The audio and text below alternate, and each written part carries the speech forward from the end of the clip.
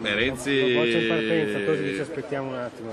Nel nome del dimmi con chi vai e ti dirò chi sei, si è circondato di uomini della finanza, delle banche, telecomandati da Bruxelles e da Berlino soprattutto, e quindi può essere la persona più valida e simpatica del mondo, ma il portafoglio ce l'ha in mano un tizio che è stato artefice e complice dei disastri dell'Europa di questi 15 anni. Quindi Tosi è più buono, io sono più cattivo e quindi ritengo che sia una fregatura solenne. Detto questo, sono in un Veneto dove mi dicevano che la Lega era in difficoltà, c'era casino. Io non so quanti movimenti, non politici, ma quante realtà sindacali, associative riescono a mettere in un weekend, con un freddo della Madonna peraltro, 549 gazebo in piazza. Quindi, a prescindere dal numero di firme che ci sarà, che sarà positivo, è un segnale di vitalità impressionante. Io pensavo di arrivare a 300, 549 è il dato definitivo. Alle prossime europee il Veneto esprime 3 europarlamentari, insomma Scottà, Bizzotto e Fontana.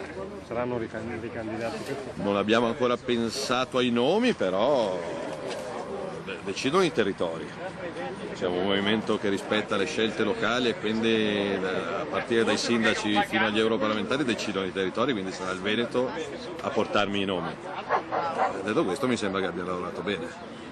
Un'altra piccola divergenza di vedute sull'asse Tosi-Salvini, il congresso provinciale di Vicenza. Avevate votato quel documento che l'indirizzo per... Io ho chiesto di fare ovunque possibile i congressi a partire dalle sezioni e dalle circoscrizioni. Non l'ha ritenuto possibile evidentemente al direttivo Veneto. Guarda, mancano 85 giorni alle elezioni europee, dove c'è la battaglia finale, nel senso che non per la Lega, è per l'Europa, nel senso che o l'Europa cambia oppure è finita per tutti.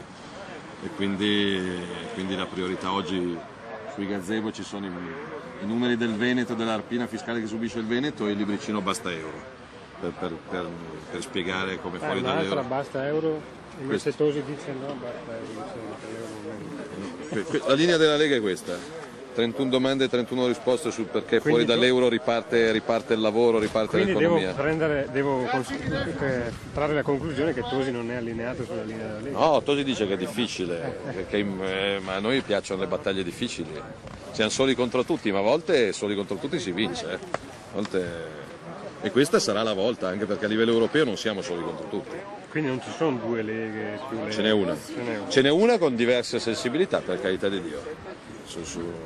Ma è bello così, noi non facciamo come Grillo che se uno non la pensa come me lo sbatto fuori. È anche un modo per riuscire a parlare a più elettori, prendere gli uni anche gli altri? No. Prendere quelli più incazzati, quelli un po' più morbidi, più moderati. Avere dei dubbi, dopo il terrorismo mediatico, senza l'euro crolla tutto, avere dei dubbi è legittimo. Abbiamo fatto questo libro appunto per sciogliere questi dubbi, quindi ci sta che anche militanti o dirigenti della Lega abbiano dei dubbi, l'abbiamo fatto apposta. 85 giorni alle elezioni europee, ma anche 85 giorni alle elezioni di Montecchio, ritornerà? A Montecchio? Sì, spero, conto di sì, anche se ci sono 2000 i comuni al nord che vanno al voto, quindi 2000 non riuscirò a girarli, però un ripassaggio massiccio in Veneto è in programma. Adesso scappo a Bassano. Segretario, in questi tour Veneto, Montecchio prima, adesso Bassano. Bellissimo, tanta gente che ha voglia di capire, che ha voglia di indipendenza, che vuole capire qual è il futuro per il lavoro, non solo veneti, toscani, emiliani, lombardi, e quindi si parla di indipendenza ma anche di Europa, di euro, di futuro, di speranza, quindi una bellissima giornata nonostante l'acqua non ci ferma. Bassano è anche un simbolo un po', no? Qua c'è un tribunale molto efficiente. Questo è il simbolo dell'autonomia rubata e perduta, e questo ponte che è uno spettacolo, confesso che è la prima volta che ci vengo, di questo mi vergogno un po'. Però altro che salva Roma, qua c'è da salvare un patrimonio di bellezza, di umanità, di storia, di cultura che viene ignorata troppo spesso, quindi l'indipendenza serve anche per tenere ferme le radici qua.